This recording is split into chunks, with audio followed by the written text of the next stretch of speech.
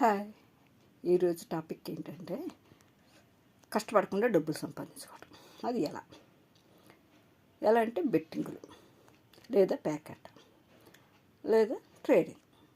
ఈ మూడు దారులు ఎంచుకుని ఆస్తులు పోగొట్టుకుని, డబ్బులు పోగొట్టుకుని, అప్పులు చేసేసి ఫ్యామిలీని రోడ్డు మీద పడేస్తున్నారు.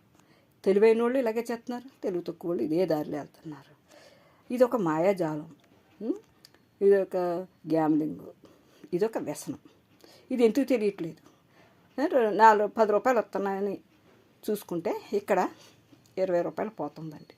ఈ 10 రూపాయల కోసం చూసుకుంటున్నారు కానీ 20 రూపాయల కోసం ఆలోచించట్లేదు. పోయిన దానికోసం చూసుకోవట్లేదు, వచ్చిన దానికోసం ఆలోచించుకుంటున్నారు.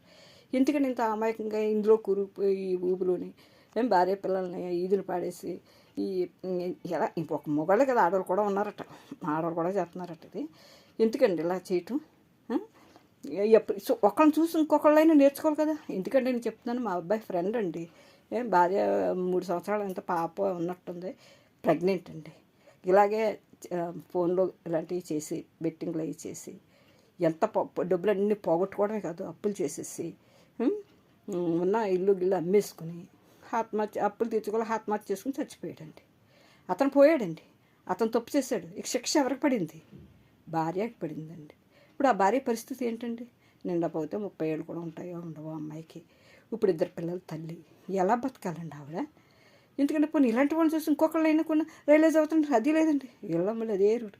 అసలు ఈ ఊబులోంచి వీళ్ళు ఎవరో బయటకు చాలామంది ఇంకా మాయలోనే. ఇదొక మాయాజాలం అండి. ఎందుకు అర్థం కావట్లేదు?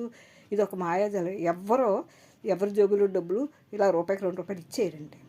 కాబట్టి ఇంకొకరిని నెత్తిని కొట్టి ఒకడికి ఇస్తాడు. ఒక తెలివైనోడు సంపాదించుకుంటున్నాడు అంటే అది ఎలా సంపాదించుకుంటున్నాడు?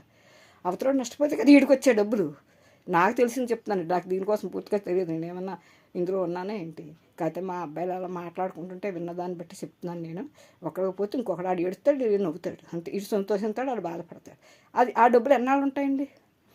ఎంత కష్టపడకుండా వచ్చిన డబ్బులు ఎంత సులువుగా వస్తాయి, అంత సులువుగానే పోతాయి. కానీ ఇలా కుటుంబాలు రోడ్డున పడిపోయి భార్య పిల్లలు బాధపడుతూ ఇప్పుడు ఎలా బతకాలో తెలియక చాలా తప్పండి ఇది. ఇప్పుడు కానీ తెలుసుకోండి కొంచెం, అబ్బాయిలైనా అమ్మాయిలైనా. ఈ బెట్టింగులు ట్రేడ్ అనుకుంటున్నారు, అవతలైనా బాధపడతాడు కదా, పోగొట్టుకున్నాడు బాధపడతాడు, వచ్చినాడు సంతోషిస్తాడు. ఇది కరెక్ట్ కాదు కదా. ఆలోచన మనం ఎందుకు పూసుకోవాలి? మనం కష్టపడి సంపాదించుకున్న ప్రతి రూపాయి అది మందే. అంతేగాని ఇలాగా కష్టం లేకుండా సులువుగా సంపాదించేసుకుని ఆ తర్వాత ఎలా పోవాలో ఎలాగే పోతాయి. అది కూడా తెలుసుకుంటే మంచిది నా ఉద్దేశం. అంటే నాకు ఆ ఫ్యామిలీని చూస్తే చాలా బాధ అనిపించి వీడియో చేస్తున్నాను. తెలుసుకోండి ప్లీజ్. ఇదే నేను అడిగేది.